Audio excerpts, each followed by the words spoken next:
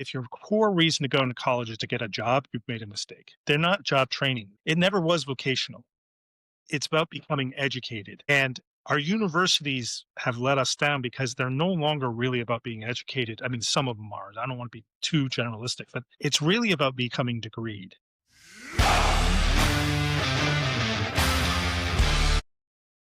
And welcome to the Venture to Victory podcast, where we look at the entrepreneurial journey from startup to exit. And I'm super excited today. I got a longtime client, friend, and venture capitalist, Troy Williams, joining us today. And I'm super excited. He is an EdTech specialist, and there's nothing more exciting what's happening in education and technology today. So welcome, Troy. How you doing? I'm doing well. Glad to be here. Great. Well, I'm super excited to hit this off with 2026. It's the beginning of the year, and I love to get kind of first year impressions of what's going to happen to people that I think that are thought leaders in particular industries. So I'm very, very excited for this conversation. I'd like to start everything off with an intro. Troy Williams, you're managing director at Chief Partners, where you lead investments in companies that are rethinking how we educate and train people for the jobs of tomorrow, with a focus on K-12 and higher education, as well as workforce education and training. A lot of times when people think of EdTech, they think of just like kids going to school, college, that types of thing. And they forget that so much of the education out there is secondary training, certifications, and workforce training, which is a big part of the investment, particularly with technology. Before that, Troy, you spent almost 9 years as managing director at University Ventures, where you personally back some standout names in EdTech like Examity, Packback, Motomatic, and Ready Education, platforms that have reached millions of learners and help reshape how institutions engage with students. Earlier in your career, you were CEO of Macmillan New Ventures, and that's where Carolyn, you and I first met, where you ran digital transformation efforts inside one of the biggest education publishers in the world, which was Macmillan. And then prior to that, Troy, you founded and built Questia Media, which became one of the largest subscription-based online academic libraries of its time, with access to over 94,000 full-text books and 14 million journal, magazine, and newspaper articles. That company was a bold bet on digital learning way before it was considered cool. And then Questia was eventually sold to Gale/Senage Learning. You attended undergrad at Rice University, and you have a JD from Harvard Law School. I like to say that because I was terrified when I started grad school. I'd watched the paper chase so many times, and I knew we were going to have a law class, and they had a teacher who taught from Harvard in the case study method, and it was terrifying. But fun. I think we all watched that movie so many times. But I guess we're going to talk about education, the future of education, and how important education from a traditional standpoint even is, which is kind of ironic since we're talking to someone went to Harvard and I went to Northwestern. But it begs the question of, in the next, decade or two, are accredited universities going to have that much impact on people's success in the future? So I don't know, but we're going to jump right into it. Sound good? Sure. I'm ready to go. All right. So I want to start off with the obvious. When you open up your LinkedIn profile, the very first line of text, there's only one thing outside of what your title is and who you work for. And it simply says founder-friendly investor. I don't think I've ever seen that. Of all the VCs I've talked to, they talk about what they do, what's in their bio line. I've never seen one say that and just only say that. So like the implication to me in a way is that there must be a lot of unfriendly investors out there. But I know you come from an entrepreneurial background first, but why did you do that? Yeah, I mean, I think it's first off, one of the things I enjoy about being an investor is the opportunity to interact with entrepreneurs every day. People ask me, having been an entrepreneur, do I miss it? And I always say, yes, I do miss it. And I still have ideas every day. I have new business ideas every day. But I'm not at a stage in my life where I'm going to embark on executing on those ideas. What I get to do today is I get to interact with a whole host of entrepreneurs who are pursuing their dreams. And I get to pick which ones I get to work with. And typically, once I decide to invest in a company, I'm going to work very closely with that founder nearly on a daily basis for the next 7 years. And so it's very important for me to pick the founders that I want to work with. They need to be good businesses with lots of opportunity, but I'm backing that founder. And The stage at which I invest today is usually a control transaction. So we're buying control of the business, which means that founder is taking some money off the table typically. And so I need to understand that founder and make sure that we're aligned for the next stage. I'm not trying to buy the company and have that founder move off and do something else. I want to make sure that we're going to be partners for the next 5 to 7 years. I would say most private equity investors, most control transactions where they're buying a company from a founder, the founder's moving on and they're selling 100% or nearly 100% of the company. And if they're not moving on immediately, they're probably moving on within a year or two. In my case, I'm underwriting to having that founder stay probably in the CEO role for another 5 to 7 years. And that is part of the reason that founder partners with me and I partner with them is we've aligned over the course of probably 18 months or more of getting to know each other before I invest to make sure we're aligned. So again, that's another difference between me and a lot of other investors where they're looking at deals on a weekly basis and making investments sometimes within 6 or 8 weeks of having met a founder. Yeah. That almost never happens in my case. When you're talking to the founder, do you tell them, "Hey, you and I, this is going to be a very intimate relationship, and you and I are probably going to talk every day or every other day." Is that exciting to them? Or is it Well, that's like, the oh my, or is it like terrifying that I've got, these eyes on me 24/7? well, I think it's a two-way street. I mean, first off, if they're not interested in interacting with me on a daily basis, it's probably not a good fit anyway. The advantage that an investor has, whether it's me or another, is, I've made, I think, 39 investments to date.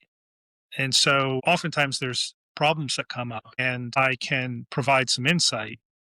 And the founder says, wow, oftentimes like, wow, that worked great. How did you know? And I said, well, I've watched the movie 39 times before. I know what happens in the next scene. And I'm typically investing at the same stage. And while as a founder, I felt like I was always plowing, virgin earth, new issues, no one had ever seen them before. Now, with a few more decades of experience, I realize that 80, 90% of the issues I encountered were the exact same issues that virtually every other founder at that stage uh, encounters, especially if it's in the same industry, right? There is some industry specific things. And so one of the things I look for in founders are people who want to learn, who don't necessarily think they have all the answers, who are looking for advice and are willing to take that advice. And so one of the reasons why I spend 18 months kind of getting to know a founder oftentimes is I try to provide them a bunch of advice for free before I invest and see what they do with it. Yeah, And if they don't do anything with it, A, they're not valuing our relationship very much. And B, I'm not believing that I'm going to be able to influence them because they're still going to run the company. I don't have time to actually make decisions. They need to make the decisions.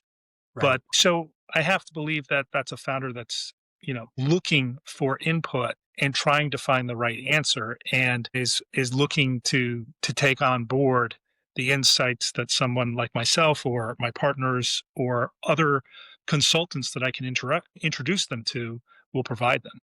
Do you find that once the deal is wrapped up and there's been some type of exit, or whether, a wonderful exit or one that, didn't work out so well.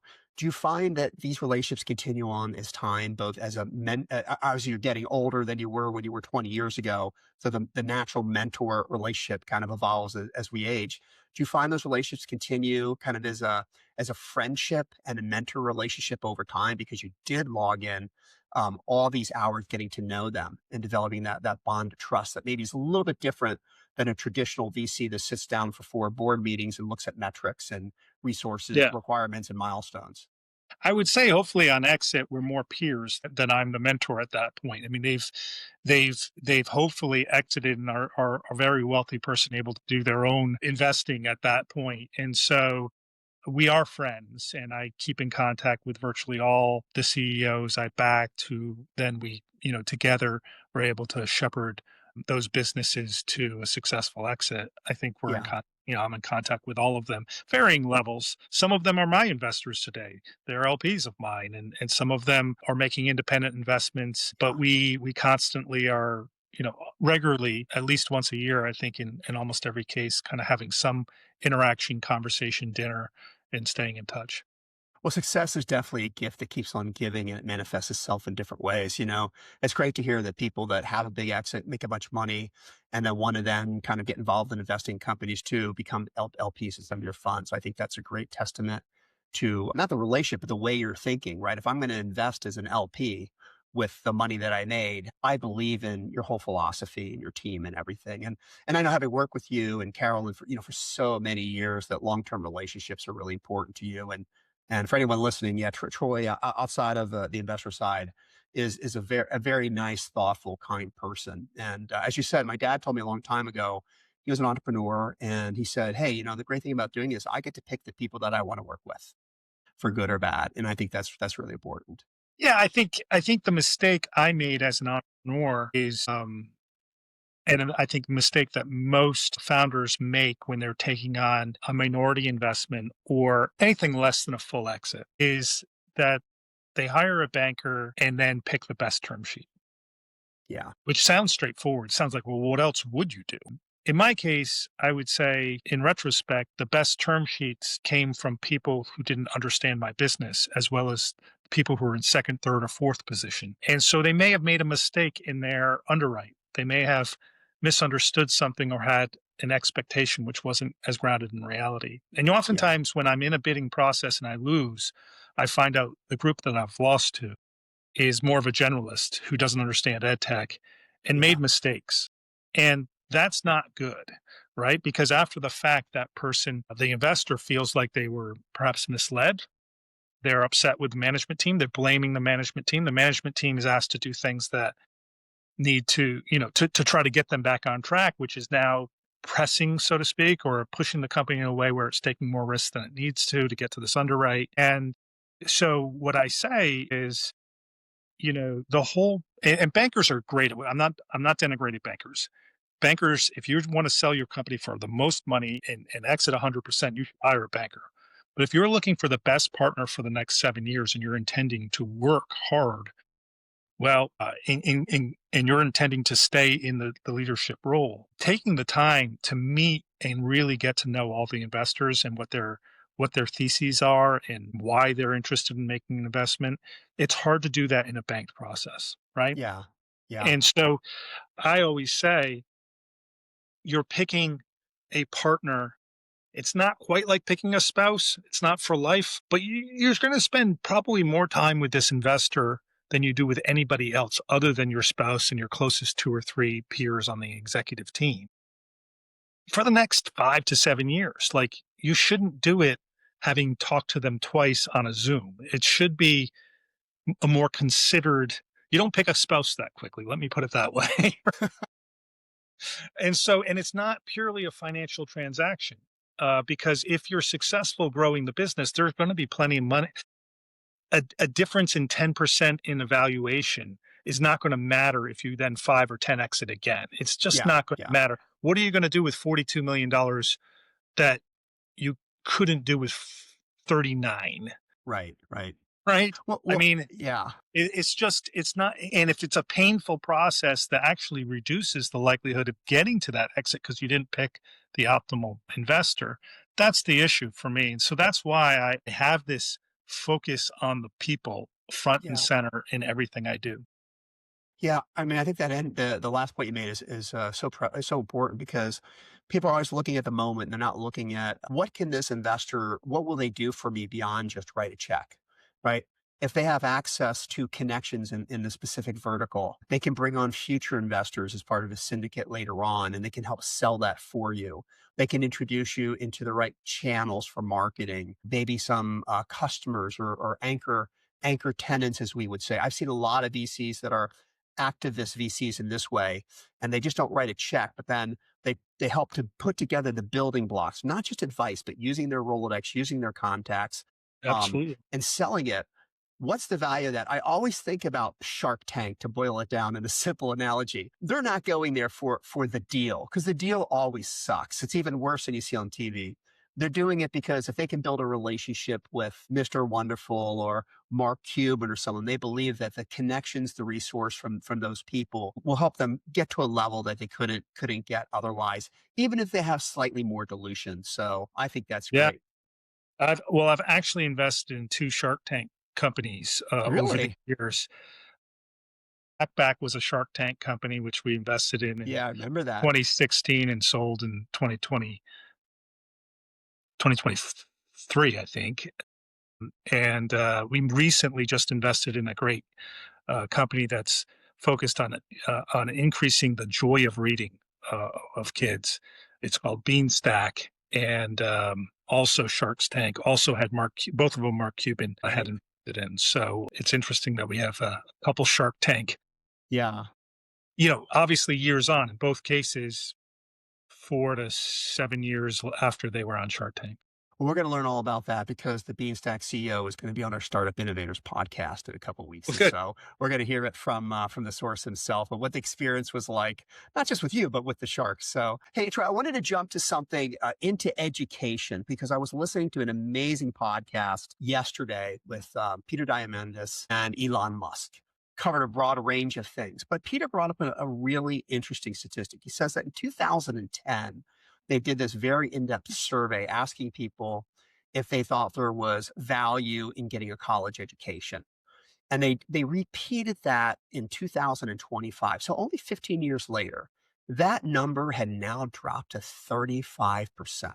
So even if you had plus or minus with a big range for variation, that change in perception is absolutely enormous. And I know there's a lot of factors that go into that, but certainly this idea of how technology is changing the game for how we educate people, and the cost trade-off versus customized kind of technology through AI coming forward. Kind of what are your general thoughts on why that's changing and what the future of, let's say, forget workforce training for a minute, or maybe that is part of that. Maybe there is no need to spend $200,000 on a college education when you can get certified in something very specific and then go and begin making money. Which overall feeling about where secondary education is going to be going over the next 5 to 10 years? Yeah, well, I think we are moving towards shorter and faster degrees for the vast majority of folks who are going to college or university today. And my partner Ryan Craig has written a number of books on that subject. He coined the phrase, I think, last mile training, and his view has been that a college degree does not get you all the way to a job. You have this last mile, and that's the perceptive breakdown that I think is driving the change in the percentages that you referenced. I think if you go back decades, first off, you know I would say 1980, probably only 15%, 16% of high school graduates went to college. Wow. And I Okay. think the concept of college for all was well meaning, but it's not really a great idea because historically, college and university for all was about training management. Well, you're not going to have 57% of people in management. And that today, 57% of people go to college. What happened during that same period of time was the cost of education went through the roof. So you have more people going to college for fewer management positions and taking far more debt. And because we had a public policy in favor of everyone going to college, we made student loans very easy to get Right. and massive amounts, which only allowed the universities to raise tuition and raise expenses commensurately. So everything got more expensive. What did they use that money for? Well, they massively expanded the number of administrators, not the number of faculty members. It used to be that there was one administrator for every 3 to 5 faculty members at most universities decades ago. Today, there's more than one administrator for every faculty member, right? And so, and Crazy. then they built lots of new buildings. When you and I went to college, our dorms were like jail cells. I mean, they were not very nice. You go now, and they're nicer than hotel rooms that I pay $500 to stay in. And it's just there's lazy rivers, proverbial lazy rivers, all kinds of the food, the cafeterias are amazing. Why is it that way? Well, because the universities were now competing for a customer, which is a student. And the student at 18, what are they going to pick? They're going to pick a place that looks fun, has great food, has great, exercise and entertainment kind of opportunities, not necessarily the best school for an education. Yeah. And parents just, and so the change also happened now that when parents were having to take on a ton of debt or spend a ton of money, they wanted to know their kid was going to have a job at the end of it. Yeah. And so there was a move toward changing. I don't think in the 90s or 1970s people were like worried about, what job are you going to get with a history degree? Lots of people got a history degree in the 1970s. They came out and Yeah. got great jobs, Yeah. right? And now it's like, well, why would you take a history degree? What job are you going to get with that? And so computer science and engineering took off in STEM. But today, with where we're going with AI, it's it's clear that computer science is not necessarily a great major to go get, right? I mean, it's not, that's probably not one. In fact, it's philosophy and ethics and a lot of those liberal arts subjects where you're studying the humanistic component that will likely build relationships with other humans and understand the complexity. And that is still today the number one way that you get to management. Yeah. First year compensation, engineering, I think, is the highest. But I think if you go out 10 or 15 years, there was a study I saw recently where philosophy is actually the highest paid major 15 years out of college. I don't think And so, anybody is thinking that way right now. yeah, but That's why we again, have you on the podcast I so wouldn't people can really suggest think that you through should this. go to, a third tier regional university and study philosophy necessarily. Yeah. I think if you can go to, you know, a top 100 university and study philosophy, you're probably going to do fine. It doesn't mean you're going to come out and make a ton of money day one. If that's your goal, if you have a short term view. So the question also is, do you have the resources to go to college? If you do not, if you're having to take a lot of loans, there's probably a better path than going to college. And that was the case 60 years ago, and it's still the case today. And it's only been Yeah. this weird period in between where we kind of led ourselves to believe that that wasn't the case. And it's not, we're all for leveling the playing field, but I grew up in a blue collar family and I've made it to where I am. There's a path to do it, but it's not the path that we've been talking about when we've been talking about higher ed for the last 30 years. Yeah. I know that back in the 80s, just the credentialing aspect of having a college degree said that, like you said earlier, maybe only 15-20% of the people went. And so you accomplished something. There was a certain bar you achieved that, and that was valuable to people. Then it became somewhat ubiquitous.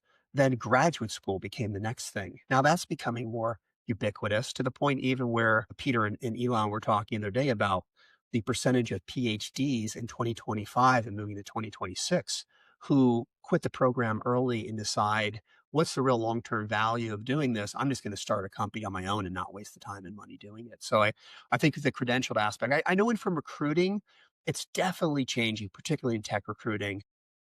Sure, if you went to MIT or, a place like that, Stanford, it's going to carry a lot of weight still, even today. But I think people are looking more at, how driven are people? How motivated? How creative are they? How adaptable are they? And are they likely to show up and get things done very quickly? And so I don't know if there is a path for everybody to have to go to college. And I do wonder moving forward if I think about all the fluff that you take when you go get a 4-year degree. There's a lot of stuff you could say, I could probably finish this program. If my whole goal was to just get a job in a specific area, I could probably cut out half the classes and have a 2-year program. I continue to believe that if your core reason to go into college is to get a job, you've made a mistake. Yeah. Universities were never built to be they're not job training. It never was vocational.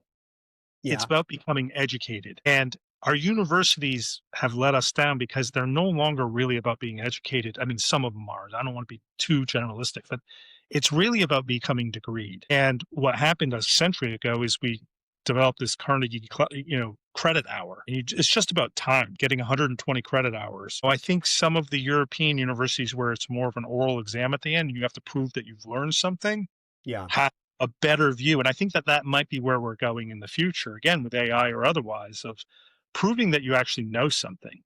The whole cram and dump kind of thing that's happened in our universities where students cram for a test, take the test, get the credit hour, and go drink. And then the next day don't remember anything. Like that is on its face obviously worthless. That's worthless. Why are we spending, tax dollars or their time to do that? But the people who show up and they read broadly and they study broadly and they understand the world and its complexity, they're going to be more successful in life than the people who take a vocational, 3-month course in AI and go become developers and start a company. I just believe the people who have that broad view are ultimately going to be more successful in life. Yeah, and as I said earlier, I think there is value in going to college based on the social aspect. Now, I know half of the people out there will say they're introverts, self-described introverts. That becomes a struggle. But as we were talking about, before the podcast started, we can't predict what's going to happen in the world of AI. I mean, just 5 years ago, everybody was looking for developers and we're going to have a shortage and everybody wanted to go back and get, like you said, CS degrees. And now we're seeing that AI may wipe out half of that in the future, right? So, but won't change as long as there is humanity, is people want to work with and work for and socialize and have relationships with other human beings. And so there is value if you are going to go to college to really, really think about how do I build social connections when I'm there? I can't just sit in the library studying and never see anybody. That's for I sure. need to walk away with, 20 good relationships. And I think if people go to the right university and they do this by design, then they will walk away with kind of a foundation that allow them to figure out what they're going to do, whom they're going to do it with, and they'll find a couple opportunities. But again, you have to do that by design. You have to step out of your own terrified wall if you do feel introverted. Yeah, I've found, in looking back that some of the most successful people I knew from college, they rarely were the straight A students, but they also weren't the people who were just drinking all the time either. Those people are not people who are the most successful subculture group are the athletes actually. They had to work hard, they had to get up early in the morning, they had a rigorous athletic schedule, but they also, at least at the university I went to, they had a pretty tough, course load as well. I'm not sure Yeah. that that's true at a lot of deep programs in certain sports, but in other sports, I think it still is very true. But that kind of balancing of all that stuff and the camaraderie that they built with their Mhm. teammates and especially if they were on a team and not an individual sport, Yeah. those folks have gone on to be wildly successful and much more so than some of the students who were perhaps better academic students but did not have the ability to build relationships in the same way to the point that you were making. Yeah, I know that I can't agree with you more on that. And when I was in the corporate world, and probably before I even got into executive search, I hired hundreds of people and a lot in sales and a lot of sales leaders. And we found D1 athletes who were decent students. They don't have to be great, were amazing. One, because the sacrifices that a D1 level athlete makes, they probably started when they were 5, 6, 7 years old between the diet, the training, the commitment, all of this stuff. And they had to overcome obstacles. You always do. There's always people that are better than you. You're injured. I mean, there's a million reasons how you have to overcome setback. And then you have to be coachable, which, as you said earlier, how well will the young entrepreneur, the startup person, how well will they listen to the advice that I give them? Will they execute upon that? Will they take it? Do they want to learn when they don't know? I find with high level athletes, they've been coached their whole life, and so they're very, very good. And of course, there's the leadership aspect that Yeah. comes from some of them. But That's not right, but everybody can build organizations and community if they're going to go to college. It's very important that they build communities and organizations and be part of the social aspect, not just the drinking culture. I'm not I mean, I keep mentioning that, but like that's a kind of table stakes. I think at most schools there's a lot, but and I'm not saying they shouldn't do any of that, but like right, they need to do more than that, and they need to be part of building communities and groups and advancing things. I mean, there's an opportunity to be an entrepreneur, so to speak, in a college environment, not necessarily a business or capitalist entrepreneur, but an organizational entrepreneur on that campus. You see a problem on your campus. What's the problem? They'll start an organization and fix that problem for all the students and all the people who live on that campus. Yeah. That is the best training. And you have to convince a bunch of people to join and do this thing with you, and then get the administration to support it, and then find somebody to fund it. That's like building a business, right? That is a great thing. And that person's probably going to be far more successful than somebody who just went to class and got straight A's. So for all these pundits that are poo-pooing the future of college and maybe saying it's not worth it, if you're a D1 athlete, definitely do it. But if you're going to go, you go by design. You go to build a in-person social network that has value. You look for problems and try to solve those. And you can get an enhanced experience that is even beyond what the education is going to take you, which is Yeah, my atmosphere. recommendation, absolutely, I agree with everything you said. I would Yeah. also say, if you have to take significant loans, you should probably only go to one of the top 25, 50 Yeah. universities. I agree. I agree. If you just come from a background where you can't get scholarships and the university is not going to give you a scholarship, and you're going to have to take loans, and your family can't just pay for it, you probably shouldn't do it. You probably should find a different, shorter path to a better job. Now, if you come from meager background and can get into a top school, and they're going to, a lot of the top schools will give 100% tuition to someone from a lower middle class background today. Well, you should absolutely do that, Yeah. right? Now, there happens to be 4,000 colleges and universities in the country, and most people can't name anybody but the top 400. Yeah. That other 3,600 institutions, I think they're going to change a lot. I think they're going to change to a lot shorter, faster degree programs, as my partner Ryan Craig Yeah. indicated, apprenticeships, a lot more co-ops where they're doing kind of employment type, because it really is, for those people, it's really about getting a job. Yeah. And that's Yeah. why they're going to college. And the 4-year degree came out again. I mentioned the Carnegie classification and the Carnegie accredit hour. The loans are structured around having at least a 2-year program. Well, that's starting to change. There's lots of initiatives right now at the Department of Education, Department of Labor, the White House, and there's been lots of conversation around that for a long time. I think what we're going to see is that breakdown, and you're going to see a lot more funding available, as well as a lot of these institutions figuring out how to provide 13-week, 26-week, 1-year programs that lead directly into a good paying job. I remember, ironically, speaking several years ago, I had a nice conversation about some of this stuff with the CEO of Ready Education, and he threw out a stat that just kind of it just bowled me over, which was said, I'm paraphrasing, it was about 55% of all those students that start their 4-year college degree don't finish. And I was like, my gosh, the money that was lost, the time that was lost, but more importantly, the feeling of a failure. I had no idea that that was so prevalent, and I know they were trying to fix that, but And it's an again, issue. that's not the number at the top institutions. You look at the Yeah, top institutions, it's in the high sure. 80s or Yeah, 90s. It's again, it's the second or third tier institutions, or fourth tier, however you categorize them. And those institutions, unfortunately, are the institutions that where you see kids taking the most loans and the most yeah, debt to go to those institutions oftentimes. And so I'm not attacking those institutions. I just think they need to change. We have a one size fits all. I mean, those universities and colleges look very similar to the top ones in terms of their academic curriculum and their structure and credit hours and a 4-year degree. And it's just very, very similar. They're yeah, serving a different population with a different goal. They should look very, very different.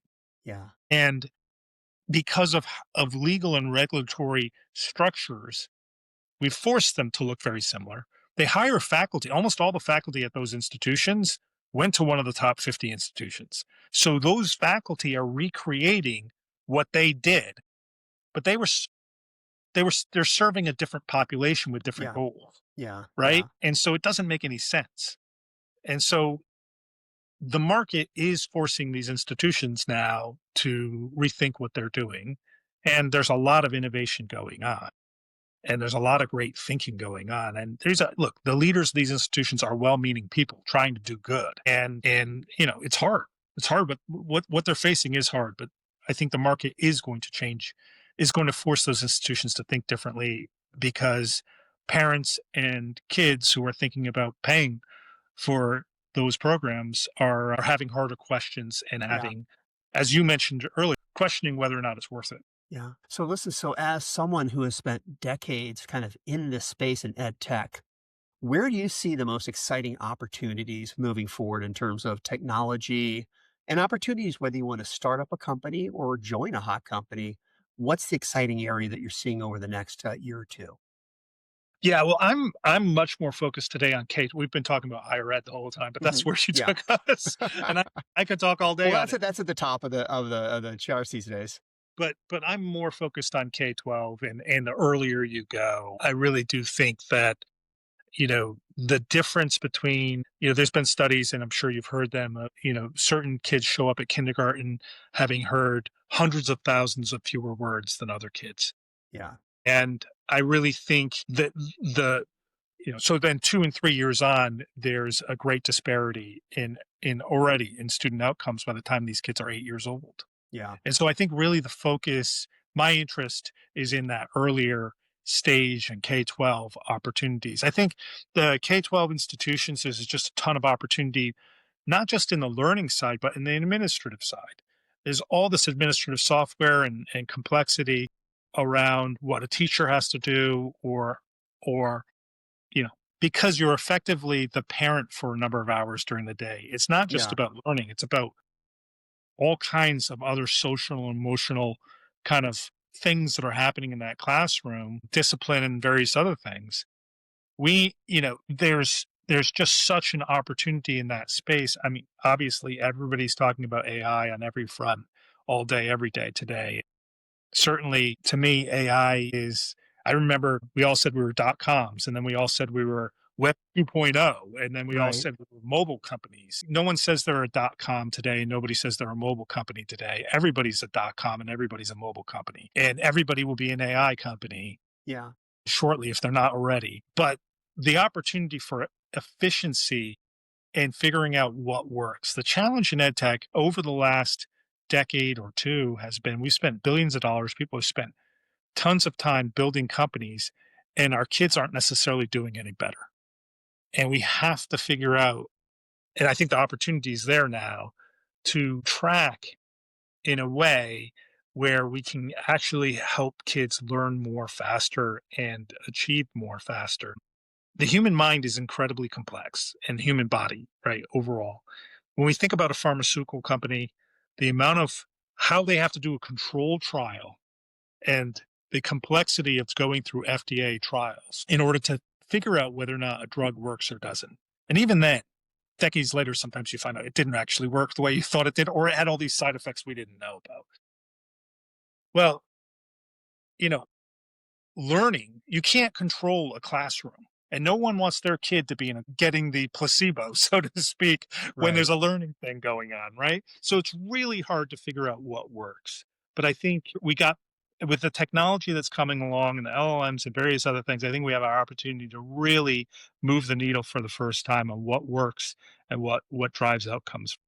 Yeah, I felt like for all we always kind of wondered about this huge socioeconomic, social equity divide that existed in education, and people have always said the quality education enhances your opportunity for a successful future. And then we had the greatest testing ground in history that was thrust upon us with the pandemic, and distant learning, remote learning, where everybody had access. Let's say if you had a computer, we all kind of equalized it that way. And it seems to me like it was a terrible failure, having had so many parents and talk with them about the children, where some kids could do it reluctantly, they were smart enough to get through it, other kids just couldn't handle learning one-on-one from a computer.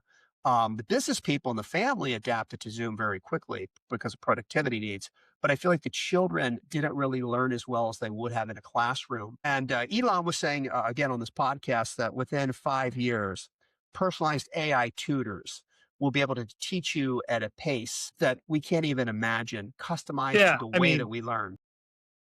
It may be, but I would also, I mean, it's like my partner recently played a video of that Matrix scene where, they plug into the back of the head and like within 10 seconds they can fly the helicopter, right? Yeah, Yeah, learn we may karate get kung there. fu.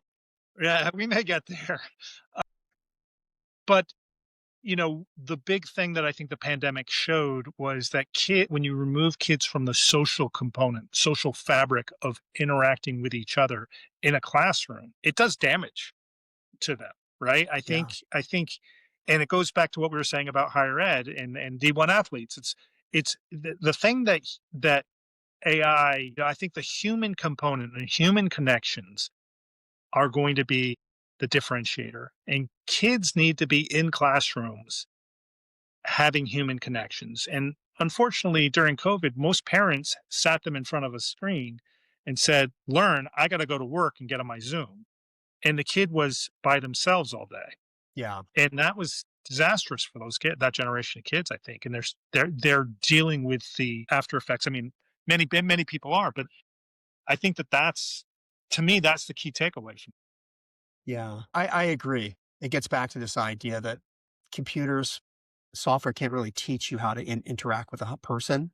You have to kind of learn by dealing with them, responding to their kind of emotional reactions to things. And it's painful. It's painful for all of us growing up when we're young. And even today, it's always a struggle to learn how to deal with different personalities without that human component. Everything falls apart. Well, Troy, Yeah, this is an amazing conversation. Again, I didn't want to talk about too much around technology because you can hear that every day. I really wanted to talk about education, where it's going, because I know that that's on everybody's mind these days. And some people are optimistic about it. Some people are terrified. People are scared. And so um, I think this is an optimistic discussion around higher education for people and the value of it, but you just can't show up and do it the old way. You have to have a game plan for what you really want to accomplish from the totality of the experience. And I really appreciate that. I love to end this podcast. I always end it with a question because it is the Venture to Victory podcast, which is, what does it mean to you, whether in your business, your personal life, your social life?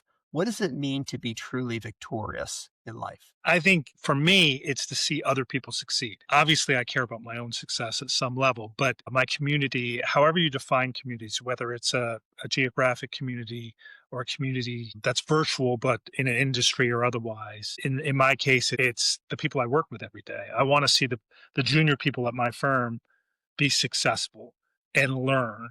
And I try to spend time helping mentor them and taking time out of my day when I see an opportunity for a learning opportunity to kind of share, well, this is why we didn't do that. This is why we did do that, not just move on. It's easy just to move on. We're all really busy. So for Yeah, me, being victorious is about seeing other people get better and succeed who are around me as a result of my efforts. Like yeah. that's what makes me really fulfilled. Well, that's awesome. I hope if some startup folks that are thinking about who they're going to reach out to for funding and they're using Grok or ChatGPT and they're putting all their data points in, they've got founder friendly investor and an investor that really cares about their personal success in life. I would say that would maybe be the starting tier of people that I want to go to. And Troy, you are definitely in that category. And I know I can speak from personal experience, but it's nice to really, hear your own internal philosophy about that. So thank you for joining us today. Yeah, I'm happy to have been here. It's a nice conversation. Appreciate the invite. That's awesome. Well, I appreciate you as well. All right, everybody, that's cheers. Till the next one.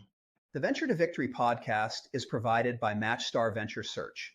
If you're interested in any of our open executive roles or need help sourcing world-class talent for your company, check out our website at matchstar.com.